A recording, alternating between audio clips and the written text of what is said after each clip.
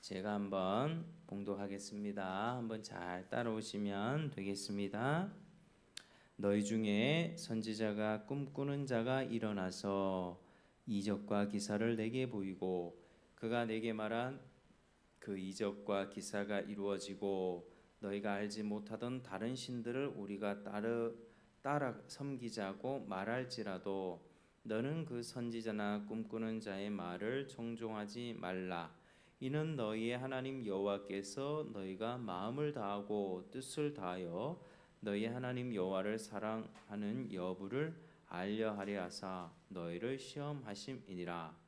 너희는 너희의 하나님 여호와를 따르며 그를 경외하며 그의 명령을 지키며 그의 목소리를 청종하며 그를 섬기며 그를 의지하며 그런 선지자나 꿈꾸는 자는 죽이라. 이는 그가 너희에게 너희를 애굽 땅에서 인도하여 내시며 종되었던 집에서 속량하신 너희 하나님 여호와를 배반하게 하려 하며 너희 하나님 여호와께서 내게 행하라 명령하신 도에서 너를 꿰어내려고 말하였음이라. 너는 이같이 하여 너희 중에서 악을 제할지니라. 아멘. 자, 우리는 12장에 넘어오면서 계속 예배에 관해서 말씀을 살펴보고 있습니다. 우리 지난 시간의 내용 잠깐 기억하시겠습니까? 고기를 먹을 때 뭐를 먹지 말라고 했죠? 피째 먹지 말라고 하셨죠. 피째 먹지 말라고 하셨습니다. 자, 그 이유는 피에 뭐가 있기 때문입니까? 피에 생명이 있기 때문입니다.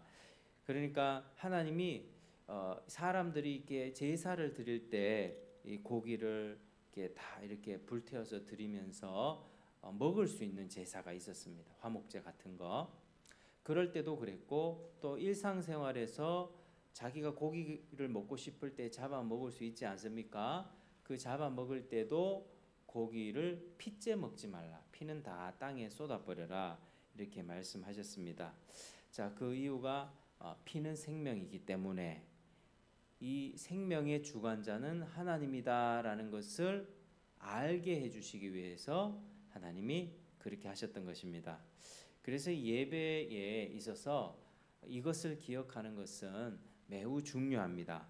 그래서 우리가 이렇게 주일 예배를 드리거나 또 예배 끝나고 월화수목금토 주중에서 우리 일상을 살아갈 때 하나님이 주신 음식들을 먹으면서 이 모든 것이 하나님의 은혜구나. 이것을 우리가 깨달아야 된다는 것입니다. 우리가 사실 그걸 잘 잊어먹고 살 때가 많거든요. 내가 아침에 눈 뜨고 물을 마시고 밥을 먹고 또 일상생활을 하면서 그렇게 살아갈 때 그걸 자꾸 까먹습니다. 하나님 앞에서 이게 다 하나님이 주신 거구나라는 그런 딱 인식을 가지고 하나님께 감사하면서 그렇게 살아가야지 하나님이 참 기뻐하실 텐데 우리는 자꾸 잊어먹는 거죠. 이게 다 내 거, 내 노력과 내 힘과 내 돈으로 다 마련한 것이다. 뭐 이렇게 생각하기가 쉽습니다. 그래서 하나님 앞에 우리가 감사할 때 하나님이 주시는 내 생명 하나님이 붙잡고 계시는구나. 이걸 알 때 하나님께서 복 주시는 인생을 우리가 살아갈 수 있습니다. 자, 오늘의 13장으로 이어지는 말씀을 살펴볼 텐데 특별히 12장 마지막 보면은 절대로 이방신들을 섬기지 말고 특별히 우리 12장 31절을 한번 같이 읽어보겠습니다. 12장 31절 우리 12장 31절 자 시작. 내 하나님 여호와께는 네가 그와 같이 행하지 못할 것이라. 그들은 여호와께서 꺼리시며 가증히 여기시는 일을 그들의 신들에게 행하여 심지어 자기들의 자녀를 불살라 그들의 신들에게 드렸느니라. 아멘. 자, 우리가 이번 보니까 이방 사람들 중에서는요 제사를 드릴 때 자기 살아있는 자식까지 바치는 그런 일들이 있었습니다. 근데 하나님은 그거는 정말로 가증히 여기시는 일이었습니다. 자기가 낳은 자식을 이방신에게 불태워 드린다. 이건 우리 상식으로 생각해도 참 어리석은 일이고 악한 일이죠. 자기가 낳은 자식 잘 키우려고 노력해야 될 텐데 그걸 가지고 이방신에게 바쳤다는 것입니다. 그거 절대로 하지 말라는 말씀하고 있습니다. 그러면서 이제 13장에 쭉 넘어오면서 이제 이방신 우상 숭배에 대한 경고를 말하고 있습니다. 자, 1절 한번 같이 읽어보겠습니다. 13장 1절. 자, 시작. 너희 중에 선지자나 꿈꾸는 자가 일어나서 이적과 기사를 내게 보이고. 아멘. 자, 우리 1절에 이렇게 말씀하는데 이 말씀은요, 하나님을 믿는 이 믿음의 공동체 안에서, 그러니까 이스라엘 백성들 중에서 누군가가 하나님의 말씀을 전하는 선지자라고 하면서 자기가 하나님 말씀 받았대요. 그리고 또 누구는 꿈을 꿨대요. 꿈을 꿨다고 하면서 기적과 어떤 이적, 신비로운 능력 있잖아요. 초자연적인 능력을 예고하는 때가 있다는 것입니다. 그런 것들을 보여주면서, 그리고 2절에는 그가 내게 말한 그 이적과 기사가 이루어지고 실제로 어떤 초자연적인 능력을 딱 말하면서 그게 진짜로 이루어지는 거예요. 놀랍겠죠. 갑자기 뭐 죽은 사람이 일어난다든지 뭐 병이 고침 받는다든지 막 초능력 같은 능력을 쓴다면 그게 딱 봤을 때 이 사람이 이제 뭔 얘기를 하냐면은 다른 신을 섬기자고 말하는 그런 때가 있을 것이라는 것입니다. 어떤 능력을 보여주면서 하나님이 아닌 다른 신한테 제사하자 이렇게 유혹하는 일이 있을 거라고 말씀합니다. 그때 하나님은 3절 말씀에 뭐라면 너는 그 선지자나 꿈꾸는 자의 말을 청종하지 말라 이렇게 말씀합니다. 그 사람이 내가 하나님의 말씀을 받았습니다, 내가 꿈을 꿨습니다 하면서 뭔가를 얘기하면서 능력을 일으키면서 그렇게 할 때 그 사람들의 말을 듣지 마라 이렇게 말씀하고 있습니다.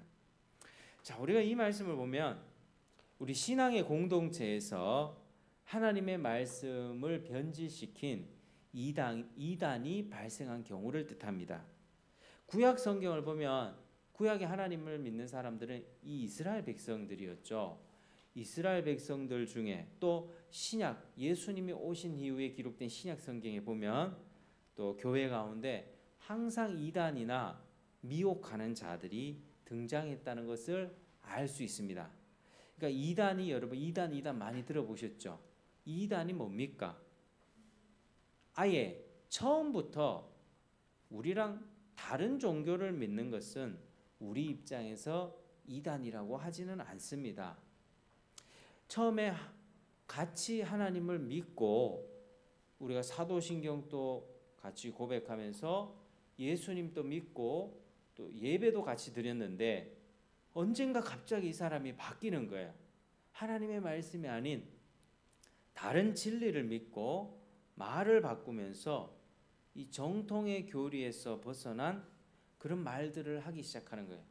기존의 성경 말씀의 가르침과 또 강단의 목사님의 설교 말씀과 다르게 뭔가 이상한 말들을 하기 시작하는 거예요. 맞는 듯한데 좀 이상한 말들을 하는 거예요. 그래서 우리는 그것을 이단적이라고 이야기합니다. 같은 성경을 보지만 다른 사상을 말하는 거죠. 여러분 지금 신천지라든지 하나님의 교회 이런 데는요, 우리랑 성경책이 똑같습니다. 사도신경 다 똑같이 있는데요, 그 사람들은 사도신경을 고백 안 합니다. 말씀을 다르게 가르칩니다.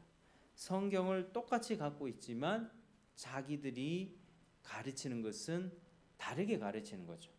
그러나 뭐 복음영광교회나 저 옆에 산울교회나 반야교회나 반야서부교회나 뭐 이런 교회들, 바른 말씀을 가르치는 이런 교회들은요, 교회는 달라도 그 가르침이 비슷비슷합니다. 일맥상통합니다. 사도신경에 나오는 신앙 고백과 거의 일치합니다. 그래서 다르지만 요거는 우리가 신앙의 일치성, 신앙의 하나된 교리를 갖고 있다 그렇게 말할 수 있죠. 그래서 이제 이단이라고 하는 거는 시작은 같았지만 끝은 다르다. 그래서 이단이라고 합니다. 그래서 이단은 교회 밖에서 오는 게 아니라 교회 안에서부터 생겨나는 문제입니다. 그래서 이단은 교회 신앙 공동체에 큰 위기가 됩니다. 자, 역사적으로 교회 공동체를 보면 크게 이 위기는 두 종류로 왔습니다. 이 첫 번째는 뭐냐면 외부적인 박해입니다. 예수를 믿는다고 했을 때 막 고문도 하고 붙잡아가고 막 때리는 거죠. 예수가 어딨냐고 이런 경우가 있었고, 하나의 위기는 또 뭐냐면 내부적인 이단입니다. 교회 안에서부터 이 교묘하게 교리를 변질시키는 거죠. 교회 안에서부터 하나님의 말씀을 이렇게 교묘하게 바꿔서 가르치는 겁니다. 그런데 내부적 이단하고 외부적인 그런 박해, 이 두 가지 경우 중에서 어떤 경우가 더 교회를 타락시켰는지 아십니까? 어떤 경우일 것 같습니까? 막 때리고 하는 걸까요? 아니면 교묘하게 가르침을 변질시키는 걸까요? 교묘하게 변질시키는 경우가 교회를 더 심각하게 타락시켰습니다. 옛날에 이제 뭐 로마 시대 때나 우리나라 북한도 지금 그렇습니다. 공산주의가 들어가면 그 다 예수 믿는 사람은 완전히 다 붙잡혀 갑니다. 그 사람들 사상 자체가 종교는 인민의 아편이다. 눈에 보이는 게 전부인데 하나님 믿는다고 하면서 혁명하고 계급투쟁해가지고 사회를 뒤집어 엎어야 되는데, 예수 믿는 사람들은 하나님의 섭리라고 하면서 권위에 순종하고 막 이러니까 눈에 보이는 자기네들이 만들고자 하는 세상에 제일 걸림돌이 되는 게 예수 믿는 사람들이거든요. 그러니까 예수 믿는 사람들을 다 잡아 죽였습니다. 그게 실제로 북한에서 지금도 일어나는 일이죠. 그게 심각한 일입니다. 그런데 그렇게 막 때리고 박해하고 잡아가고 고문하고 갈 때요, 신자들의 믿음은 더 견고해집니다. 이게 참 놀라운 일입니다. 그래서 죽어가는 사람들을 보면서 나도 저렇게 주를 위해 죽으리라고 하면서 더 담대해져 가는 것을 기독교 역사에서 볼 수가 있는 것입니다. 그런데 여러분, 내부적으로요, 이단이 딱 생기잖아요. 그러면 그 공동체는 금세 신앙의 순수함을 잊어버립니다. 우리 깨끗한 물에 이 아주 작은 물감 한 방울 딱 떨어뜨리면 까만 게 싹 퍼지지 않습니까? 그러면 나중에는 이제 까만 게 이제 회색물이 마치 독약 한 방울이 그 물에 싹 퍼지듯이 이 내부적인 이단, 교묘하게 이상하게 가르치는 변질된 가르침은 교회 전체를 다 망가뜨리는 그런 결과를 초래했다는 것입니다. 그래서 그 말을 들으면서 하나님의 뜻과는 멀어지고 자기 욕심을 채우게 되고 세상과 자꾸 타협하게 됩니다. 그러면서 하나님의 영광을 추구하면서 하나님의 기쁨으로 살아야지 하는 마음보다는 그냥 자기 만족이면 되지, 뭐 가르침이 그렇게 중요한가, 내 잘 먹고 잘 살면 되는 거 아닌가 라고 하는 사고방식으로 이 교회 전체가 질이 확 떨어져 버린다고 하는 것이죠. 그래서 교회 내부의 이단이 이렇게 교회를 망가뜨립니다. 그러니까 한 사람이 전체 물을 흐리는 거죠. 그래서 사도들은 이단들이 나타났을 때 좀 강하고 단호하게 대처하라고 그렇게 말씀하고 있습니다. 갈라디아서 1장 6절을 보면 그리스도의 은혜로 너희를 부르신 이를 이같이 속히 떠나 다른 복음을 따르는 것을 내가 이상히 여기노라. 만일 누구든지 너희가 받은 것 외에 다른 복음을 전하면 저주를 받을지어다. 이렇게 말하고 있습니다. 예수님이 아닌 다른 복음, 예수님을 말한다 할지라도 성경이 말하는 성육신 하셔서 죄가 없으시고 우리의 죄를 대속하시기 위해 십자가 죽으시고 부활하시고 승천하셔서 다시 오실 예수님을 가르치는 게 아니라 다른 예수를 가르칠 수 있단 말이죠. 그런 경우에 저주를 받을 것이다. 저주를 선포합니다. 그 요한 2서에는요 이렇게 말씀해요. 누구든지 이 교훈을 가지지 않고 너에게 나아가거든 그를 집에 들이지도 말고 인사도 하지 말라. 그에게 인사하는 자는 그 악한 일에 참여하는 자임이라. 이단한테는요 인사도 하지 말라고 합니다. 우리 주변에 이단들 많이 있거든요. 그래서 이 사도들은 이 교회의 가르침을 변질시키고 성경을 이상하게 교묘하게 꿰서 가르치는 그런 이단자들을 단호하게 딱 경계하고 그들에게 아예 저주를 선포하면서 아주 강하게 대응하라고 말씀하고 있는 것이죠. 그래서 이단은 교회 입장에서 보면 어떻습니까? 큰 위기 아닙니까? 만약에 교회에서 저 사람 교회 3년 5년 열심히 다니면서 막 했더니 최근에 신천지로 딱 드러났다. 이런 경우 많이 있거든요. 몇 년 동안 진짜 착실하게 담임 목사님의 눈에 이렇게 쏙 이렇게 모범적으로 신앙생활하고 새벽 예배도 나오고 담임 목사님이 마음에 쏙 뺏긴 거야. 이 사람 참 믿음 좋다. 근데 막 마음을 주고 하더니 이제 그 사람 때문에 뭐 문제가 생기기 시작하고 담임 목사님 파 아니면 반대파 막 파가 갈리기 시작하면서 막 교회가 이상해지는 거예요. 그래서 이제 알아보니까 이 사람이 신천지인 거예요. 그런 경우가 진짜 많거든요. 사람들의 마음을 빼앗아 버리거든요. 신천지가 교회 안에서 딱 일어났다 하면은 막 난리가 나는 겁니다. 굉장히 큰 위기가 생기는 겁니다. 그런데 오늘 말씀에 보니까 이 이단 뭐 신천지든 뭐 다른 거든 이단이 발생했을 때 대연하게 대처할 수 있다고 말합니다.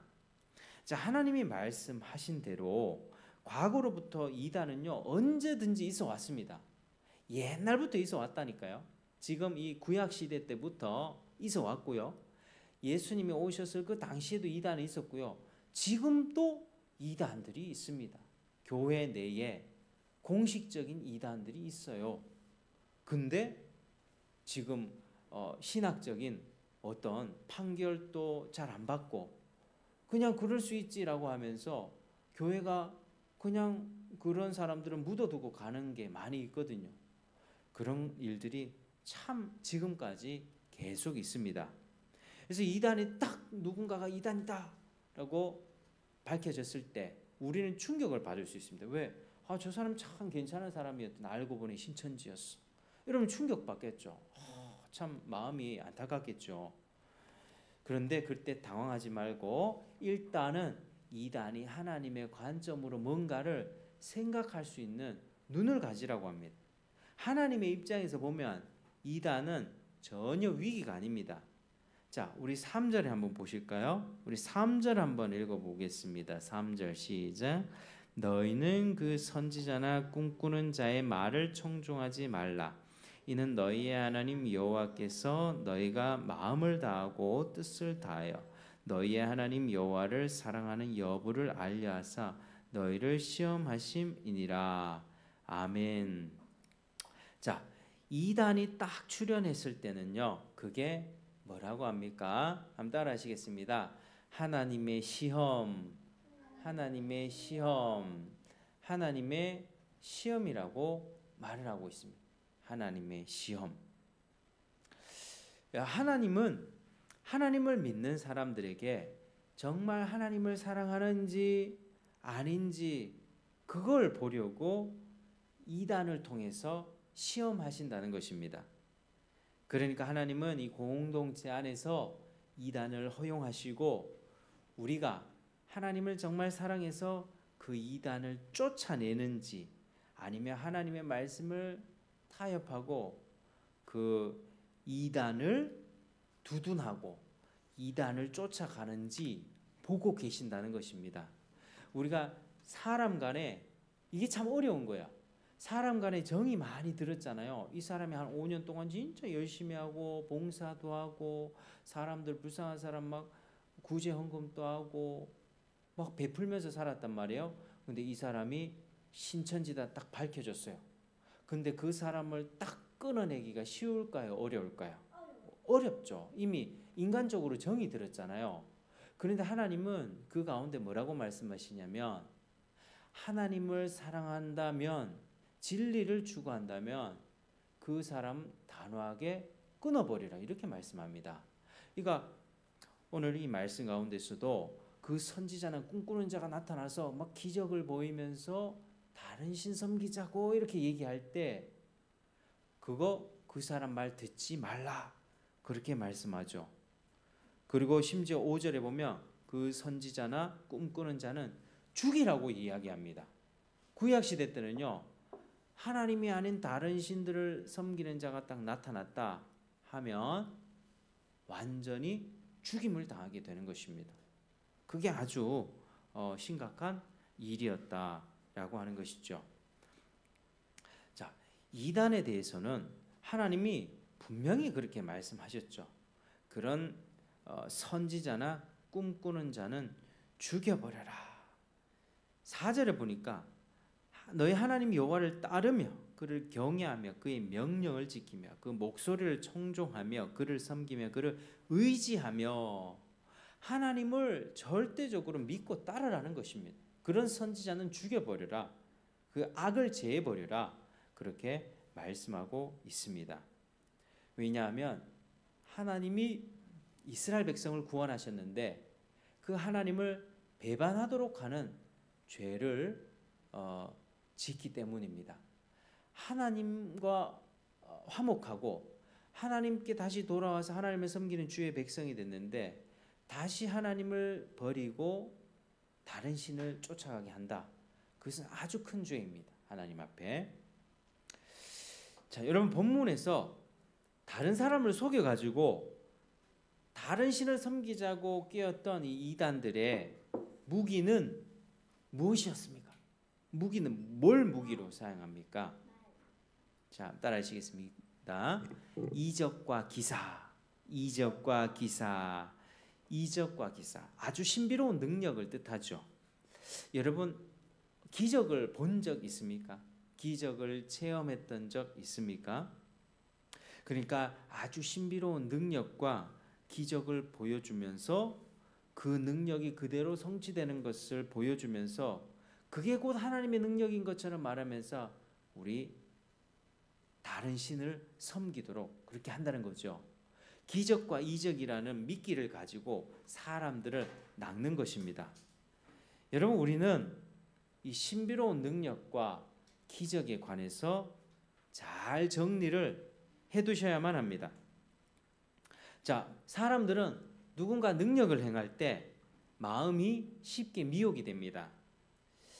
여러분 우리도 그렇지 않을까요? 갑자기 제가 막 초능력 같은 거를 행한다든지 사람을 갑자기 공중으로 붕 띄운다든지 막 아픈 사람을 고친다든지 제가 이런 능력을 행하면 여러분들 어떻게 되겠습니까? 막 놀라면서 저를 막 신과 같은 그런 사람으로 대하지 않겠습니까?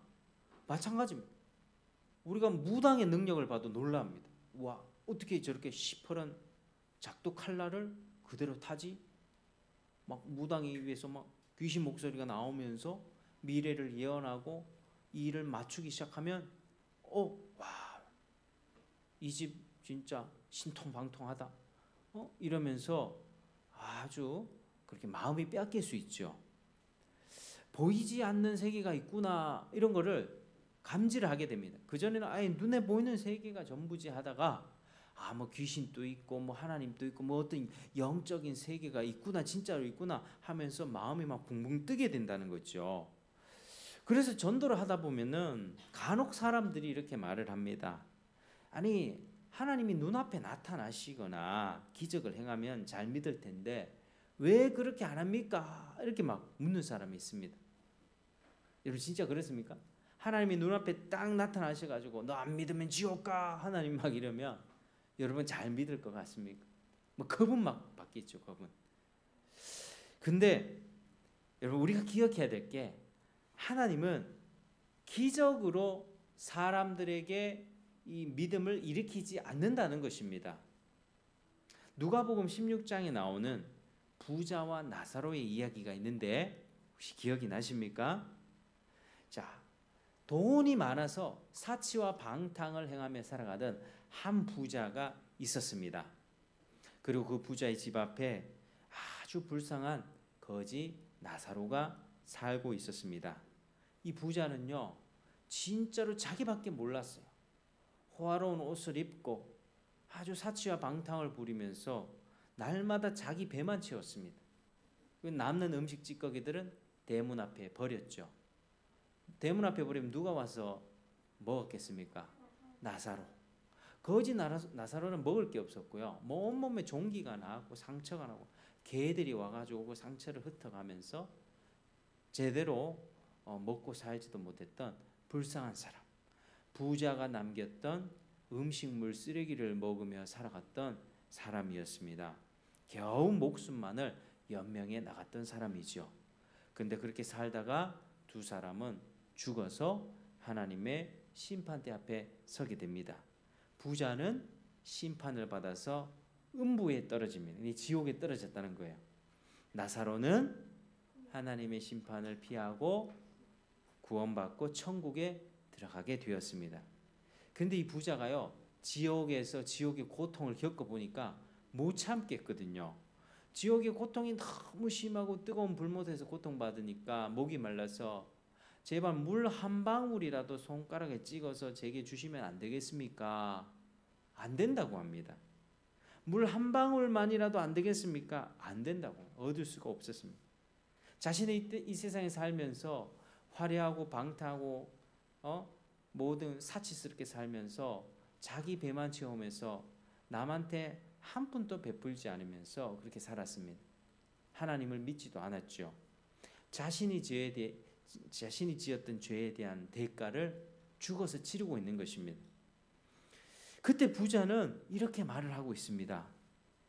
제게는 형제 5명이 아직 살아 있습니다. 제발 나사로를 그 형제들에게 보내주셔서 제 형제들이 이 고통받는 지옥에 오지 않도록 알려주십시오. 부디 이곳에 오면 안 된다는 것을 좀 전해주십시오. 이렇게 애원을 합니다. 그때 나사로를 품에 안고 있던 아브라함은 믿음의 조상이죠. 아브라함이 이렇게 말합니다. 그들에게는 모세와 선지자들이 있으니 그들에게 들으면 될 것이니라. 이렇게 말씀합니다. 다시 부자가 간청합니다. 아버지 아브라함이여, 만일 죽은 자에게서 그들에게 가는 자가 있으면 그들이 반드시 회개할 것입니다. 아브라함이 또 답을 해줍니다. 아니다. 모세와 선지자들에게 듣지 아니하면 비록 죽은 자들 가운데서 살아나는 자가 있다 할지라도 권함을 받지 않을 것이다. 이렇게 말하고 있습니다. 여러분, 부자는 어떻게 생각하고 있죠? 죽은 자가 살아나서, 이 기적이죠. 기적을 보고 지옥을 증언한다면 반드시 회개하고 믿을 것이라는 그런 생각을 갖고 있습니다.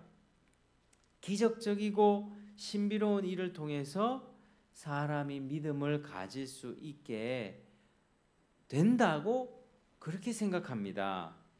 그런데 이 아브라함은 그게 틀렸다고 말하는 것입니다. 실제로 믿음은 기적적인 걸 보고 생기는 게 아니라 그들 가운데 모세가 있지 않냐, 선지자가 있지 않냐, 모세의 율법, 선지자들의 설교를 통해서 하나님의 뜻을 배우고 듣고 하면서 생겨난다는 것입니다. 여러분, 믿음은 어떻게 생겨난다고요? 하나님의 말씀을 들음으로 생겨납니다. 따라하시겠습니다. 믿음은 들음에서 납니다. 믿음은 들음에서 납니다. 이 들음은 그리스도의 말씀이죠. 하나님의 말씀입니다. 뭔가를 갑자기 죽은 사람이 살아나서 내가 가봤는데 지옥 진짜 있더라. 지옥 절대로 오면 안 돼.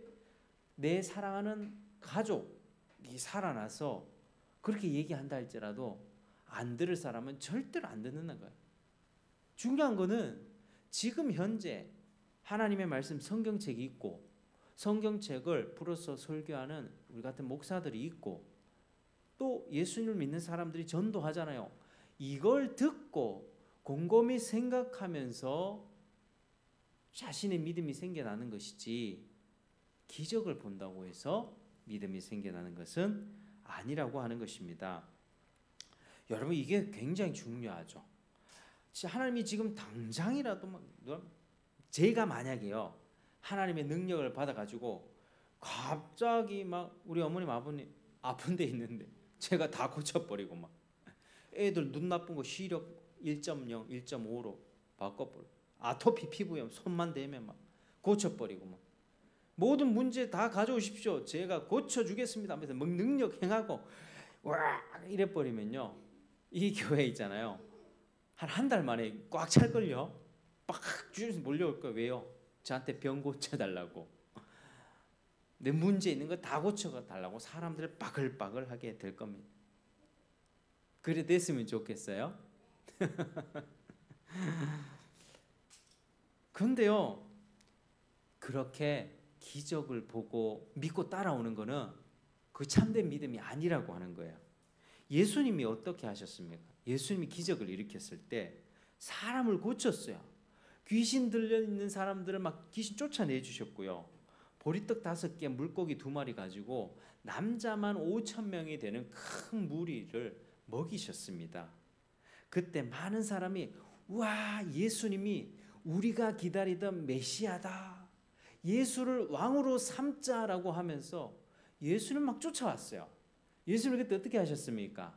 그 사람들을 뒤로하고 혼자 산으로 올라가셨습니다. 기도하러 가신 것입니다. 사람들로부터 박수받고 영광받고 이 땅에서 왕으로 세워지는 것을 원하지 않고 하나님 앞에 조용하게 기도하며 하나님과 교제하러 가셨다는 것입니다. 여러분 예수님의 그 뒤에 행적들이 어떠냐면요 다음 날 주님이 제자들에게 말씀하십니다. 너희가 나를 찾는 것은 표적을 본 까닭이 아니고 떡을 먹고 배부른 까닭이니라 책망의 말씀을 하십니다. 사람들 많이 몰려왔지. 왜 왔는지 알아? 자기 배를 채워줄 것 같은 그 욕심을 채워줄 것 같은 마음으로 나를 따라온 거야. 예수님이 기적을 일으켜서 자기의 모든 문제 다 해결해 줄 거라고 그런 기대를 가지고 왔다는 것입니다. 그들이 주님을 쫓은 이유는 주님이 어떤 분인가 기적을 행했을 때는요 여러분 그 기적을 행한 사람이 어떤 분이지 저 사람이 정말 누구기에 저런 기적을 베푸는가 한번 생각해 봐야 되거든요. 근데 자기 필요만 구하는 사람들은 절대 그거 생각하지 않습니다. 제가 여기서 막 기적 일으키고 병든 사람 고치고 문제 다 해결해 줬잖아요. 사람 빠글빠글하게 모이잖아요. 그러면 사람들이 저의 기적에 집중할까요? 저라는 사람에 집중할까요? 저의 기적에 집중합니다. 제가 어느 한 날 기적이 사라져 버렸어요. 능력이 다 떠나가 버렸습니다. 기적을 해도 안 돼. 어제까지는 됐는데 오늘 해보니까 안 돼요. 그럼 사람들이 어떻게 될까요? 그 순간 다 떠나버립니다. 왜? 기적에 집중했기 때문이죠. 여러분 기적이 이렇게 사람들의 마음을 미혹하는 것입니다. 그 사람들은요 주님을 진심으로 알거나 저분이 하나님인가? 이런 고민과 근심으로 온 것이 아니라 주님을 사랑하는 마음을 가지고 존경하는 마음을 가지고 쫓아온 게 아니라 주님의 능력으로 자신의 소원이나 욕심을 채우기 싶었기 때문에 쫓아왔습니다. 그래서 제가 능력이 다 사라지잖아요. 그러면 저쪽 동네 또 능력을 행한다는 다른 사람 쫓아가게 돼 있습니다. 여러분 하나님은요 절대로 기적을 통해서 사람을 많이 모으지 않습니다. 도리어 기적을 통해서 모아져 있는 사람들을 피해서 가십니다. 그리고 그들 마음 가운데 있는 그 불순한 마음들 자기 것만 챙기려고 하는 그 마음의 욕심을 채워주시지 않습니다. 더 많은 기적을 베풀어서 너 계속 따라와라 하지 않는다는 것이죠. 우리 주님은 어떻게 일하십니까? 한번 따라 하시겠습니다. 우리 주님은 기적이 아닌 말씀을 전하는 방법으로 일하십니다. 말씀을 전하는 방법으로 일하십니다. 고린도전서 1장 18절에는 이렇게 말씀합니다. 하나님께서 전도에 미련한 것으로 믿는 자들을 구원하기를 기뻐하셨도다. 전도요, 전도. 제가 나타나서 길 공원에 싹 가면서 자, 아프십니까? 저를 쳐다보십시오. 제가 손으로 기도해 주겠습니다. 딱 해갖고 막 병이 낫고 이러면은 사람이 전도가 잘 되겠죠. 그런 능력이 있었으면 좋겠다 라고 생각할 수도 있지만 그러나 그렇게 생각하지는 않습니다. 왜? 우리 주님께서 그거 하나님 뜻이 아니라고 하잖아요. 전도에 미련한 것으로 믿는 자들을 구원하기를 기뻐하셨도다 말씀하잖아요. 하나님은 어떤 분이신지, 당신은 지금 어떤 상황에 처해 있는지 성경 말씀을 통해서 설명해주고 이야기해주고 죽음 이후에 심판이 있고 그리고 예수님께서 이 죄를 해결해 주시고 2000전에 오셨고 십자가에 죽으셨고 부활하시지만 하늘에 지금 가셨습니다. 다시 오실 것입니다. 라는 이 전도의 말로 있죠. 전도의 말로 믿는 사람들을 구원하기를 기뻐하십니다. 그게 하나님의 뜻입니다. 여러분, 기적은요 당연히 일어날 수 있습니다. 하나님이 어떤 경우에는요 진짜로 기적적으로 사람 살리는 경우가 있습니다. 누구나 다 불가능할 겁니다. 의사도 안 되겠습니다. 이제 손을 놨던 환자들도 하나님이 살려준 경우가 있습니다. 암이나 백혈병 같은 병도 고침받은 경우도 있고요. 뱃속에서 죽어가던 태아를 살리신 경우도 있고 사람으로서는 불가능하다는 불치병을 하나님이 고친 경우가 많이 있습니다. 그런데 더 많은 경우에는요 기적을 베풀지 않고 고통 가운데 살게 하시는 때가 있다는 것입니다. 여러분, 그게 하나님의 섭리이며 주권입니다. 하나님께 기적을 베풀어 달라고 기도할 수는 있습니다. 내 사랑하는 가족들이 죽어가고 있다. 하나님 살려주십시오. 하나님 은혜를 베풀어 주십시오. 병을 고쳐주십시오. 우리가 기도할 수 있잖아요. 그런데 내가 기도했으니 반드시 하나님 기적을 베푸셔서 살리셔야 됩니다. 라고 하나님 앞에 명령하거나 강요하는 식의 태도는 틀렸다는 것입니다. 그런 생각은 하나님 앞에 강요하는 겁니다. 우리는 간절히 기도할 수 있습니다. 그런데 하나님께서는요 그 생명을 살려주실지 그 생명을 데려가실지는 우리 저번 시간에 배웠죠. 생명의 주권자는 누구? 하나님이시라는 겁니다. 우리는요 이 기적이 신앙의 주된 요소가 되어서는 안 됩니다. 하나님의 말씀, 하나님의 뜻이 주된 핵심이 되어야만 합니다. 기적이 간절히 필요한 상황이라고 할지라도 하나님이 기적을 허락하지 않는 그 섭리가 있다는 것을 깨닫고 감사할 줄 아는 신앙이 진짜 신앙이에요. 내가 계속 기도했는데 데려가 버렸어. 살려달라고 그렇게 기도했는데 그럼에도 불구하고 하나님 앞에 감사할 수 있는 믿음이 하나님을 신뢰하는 겁니다. 아, 내가 알지 못하는 더 크고 놀라운 일이 있겠구나. 현실을 받아들이는 거죠. 지금 내 고통과 어려운 상황에서 기적을 베풀어 주지 않는 하나님께 실망하지 않는 겁니다. 아, 하나님 참 힘들지만 끝까지 하나님의 말씀을 따라서 하나님의 선하심을 신뢰하는 겁니다. 지금 내가 원하는 대로 상황이 안 가요. 괴로워요. 고통스러워. 빨리 이 문제 해결받고 싶은데 안 돼. 그렇지만 하나님께서 이거를 바로 안 고쳐주시고 계속 끌고 가시는데 질질 끄시고 갈 때 좀 마음이 힘듭니다. 그럼에도 불구하고 하나님 나 그러면 이제 교회 안 나갈 거예요. 하나님께 예배도 안 드리고 하나님 안 믿을게요. 이러면서 하나님 버리고 가는 사람들이 많이 있거든요. 근데 그게 아니라 그럼에도 불구하고 하나님을 끝까지 쫓을 수 있는 그 믿음, 그러면서 최상의 예배를 드릴 수 있는 그 신앙, 그게 진짜 믿음입니다. 기적의 마음이 빼앗기지 않고 하나님 자신에게 우리의 마음을 두는 그 신앙이 진짜 신앙이라고 하는 것이죠. 여러분, 기적에 마음을 빼앗기지 마시길 바랍니다. 저도 예전에 기적을 일으킨다고 하는 그런 집회들을 가봤습니다. 막 뭐라고 하는 줄 아세요? 막 기도 끝나고 나면 2시간, 3시간 기도 끝나고 나면 하늘에서 막 금가루가 떨어진대. 금가루가 떨어졌다면서 막 보여줘요. 그리고 내 이빨이 금이빨로 막 바뀌었대. 막 얼굴에 턱이 넓은 사람이 막 턱이 막 깎이고 얼굴이 가름해졌대요. 내가 가운데 가만히 들어봤는데요. 그게 믿음하고 무슨 상관이지? 금가루 많이 떨어뜨리면 금 모아가지고 그거 어떻게 할까요? 금은방에 팔겠죠.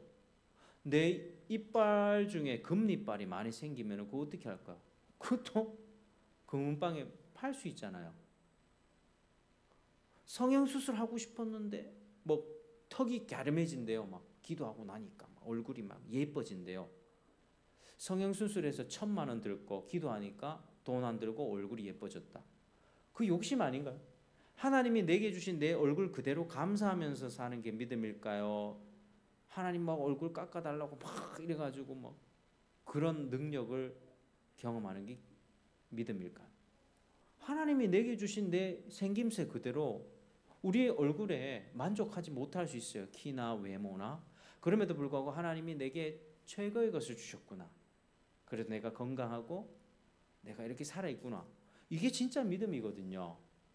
그런 사람이 정말 더 예뻐 보입니다. 근데 병원 가가지고 턱 깎고 코 세우고 얼굴 깎고 뭐 몇 천만 원 줘가지고 얼굴 막 인형처럼 바꿔놔도 마음이 바르지 않으면요, 그 얼굴 별로 예쁘게 안 보입니다. 근데 제가 기적을 일으키는 집회 가보니까 다 그런 식이라는 거죠. 자기가 원하는 욕심을 하나님이 채워줄 거예요. 로또 당첨되기를 원하고 금리빨 생겨가지고 뭐 할 건데 금으로. 그렇잖아요. 돈 바꿔가지고 자기 하고 싶은 거 살 거 아니에요.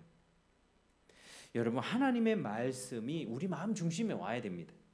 말씀을 우리 중심에 두지 않잖아요. 그러면 기적이나 신비한 능력에 마음이 빼앗길 수밖에 없습니다. 그래서 여러분, 우리 기독교인들 중에서도요, 제가 그런 집회 가봤는데 진짜 사람들 많이 쫓아다니거든요. 그런데 그 마음이 혹하고 넘어가는 사람들은요, 하나님에 집중하지 못하고 있는 거예요. 하나님이 어떤 분인지, 하나님의 섭리와 하나님의 뜻에 대해서 생각하기보다는 자기의 욕심을 채우는 데 더 집중된 사람들입니다. 기적이나 능력을 체험하면서 자기 필요를 채워준다면 좀 설교 말씀 조금 뭐 다르게 가르쳐도 뭐 그게 문제가 되겠나. 그런 데서, 그런 집회에서 설교하시는 분들 얘기 들으면 문제가 많거든요. 자기가 진짜 사도라 그래. 자기가 오늘 아침에 yesterday 뭐 어젯밤 제가 하나님 앞에 말씀을 받았습니다. 제가 꿈을 꿨습니다. 환상을 보았습니다. 이러면서 자기가 엄청난 어떤 선지자인 것처럼 막 말을 막 해요. 그러면서 기적을 일으키죠. 굉장히 이단적이거든요. 근데 별 문제 없다. 왜? 금리빨 나왔잖아. 금가루 떨어졌잖아.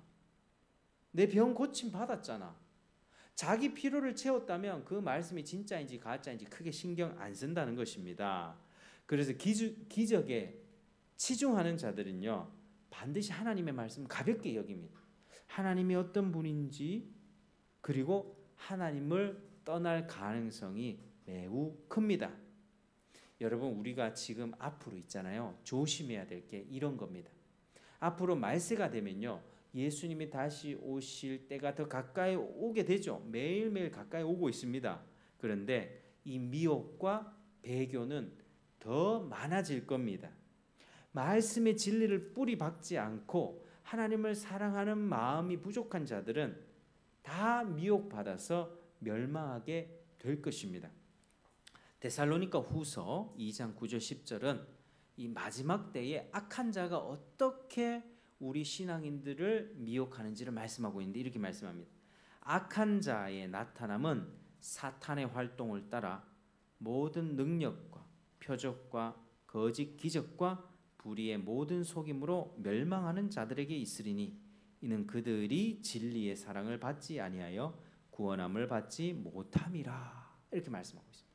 여러분, 앞으로는요, 교회라고 하는 간판을 걸고 있지만, 신자라고 하고 있지만, 그런 일들이 많아질 거예요. 기적을 어딘가 누군가가 기적을 베풀었다, 그런 유명인들이 등장하게 될 거예요. 기적을 베푸는 능력자들. 근데 사람들이 막 쫓아가요. 교인이라고 하는 사람도 쫓아가요. 여러분, 허경영 씨 아시죠? 양주에 하늘궁 차려놓고 막 병을 고친다. 나를 똑바로 쳐다봐 막 이러면서 병을 고쳐준다. 자기가 기도하면 막 낫는데. 진짜로 제가 구미에 있을 때 있잖아요. 어느 가게에 전도하러 가면서 명함을 전하면서 복음 전했더니 자기는 허경영을 믿는데, 허경영. 텔레비에서 허경영이 막 기도할 때 자기도 텔레비에 손을 딱 얹고 있었더니 자기 병이 나았대. 저 허경영이 하나님이라고 믿는데요. 그리고 그 병 고침 받은 사람들한테 뭐라고 하는지 아세요?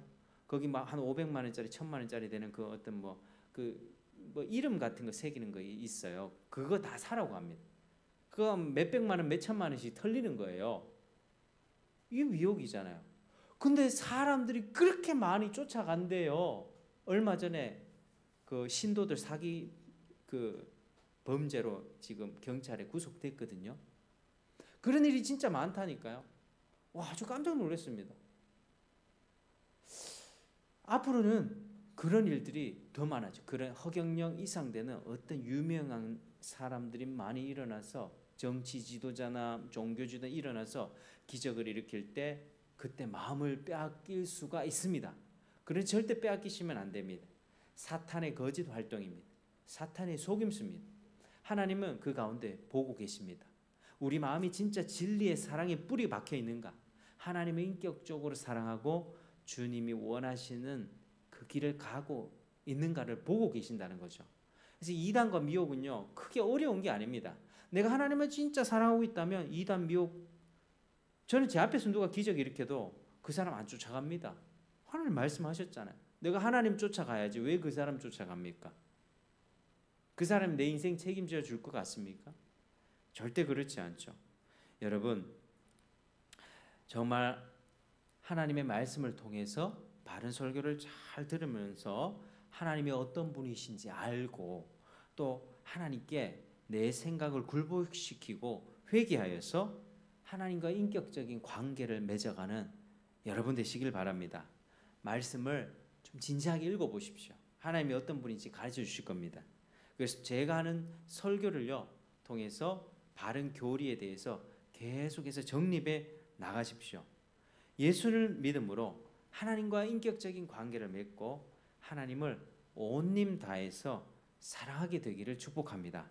이 신앙은요, 하나님과의 인격적인 관계를 맺는 겁니다. 하나님을 이용해서 뭔가 부자가 되고 뭔가 내 것을 채워보고자 하는 거, 그 신앙이 아닙니다. 주님을 사랑하고 충성하며 주님이 내가 원하는 상황으로 내가 원하는 것들을 해주지 않는다 할지라도 주님을 끝까지 신뢰하면서 주님 오실 때까지 주님을 따르는 것이 바로 신앙입니다. 여러분, 주님은 미혹과 이단을 보내셔서 시험하시면서 우리를 지켜보십니다. 그런 가운데 우리가 끝까지 변치 않는 마음으로 주님을 쫓기를 원하십니다. 여러분, 앞으로 이 시험은요 더 거세질 것입니다. 이거는 성경의 예언입니다.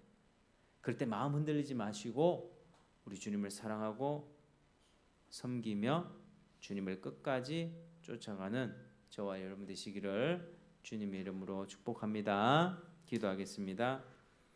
하나님 아버지 감사합니다. 오늘도 우리에게 은혜 베풀어 주셔서 또 주님의 말씀을 듣게 하시니 감사합니다. 하나님 아버지, 이단과 미혹에 관해서 오늘 살펴보았는데 그것이 하나님의 시험이라는 사실을 알게 됩니다. 앞으로 우리 삶 가운데 이런 기적과 이적을 행하면서 마음을 혹하게 하는 일들이 많이 있을 텐데 우리가 하나님과의 인격적인 관계를 잘 가꾸고 진리의 말씀의 뿌리를 내려서 우리가 속지 않고 믿음을 잘 지킬 수 있도록 도와주시옵소서. 오늘도 하나님께서 우리에게 역사하셔서 우리 가운데 하나님의 그 영광이 더욱더 드러나고 또 하나님이 우리로 인하여서 또 기뻐하시고 또 흡족해 하시는 그런 은혜들이 있기를 원합니다. 감사함이 예수님 이름으로 기도합니다.